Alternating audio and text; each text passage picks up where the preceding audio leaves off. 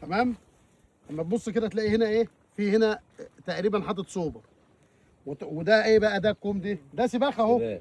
يبقى طلع السباخ من الحوش، حطه فين؟ في البركه اللي ورا الحوش، بيعمل عمليه القمر. القمر ده فايدته ايه؟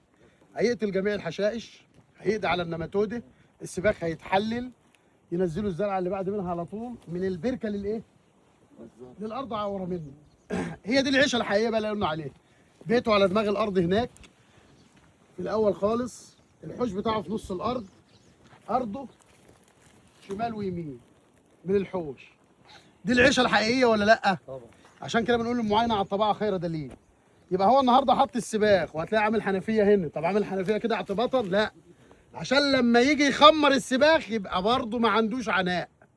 هتخسره ايه؟ هو عنده حنفيه جوه في الحوش، جه عامل امتداد للحنفيه تطلع بره، ينزل السباخ من الحوش، يفتح عليه الميه، يتخمر، شكرا على كده. المعاينه على الطبيعه خير ايه؟ دليل.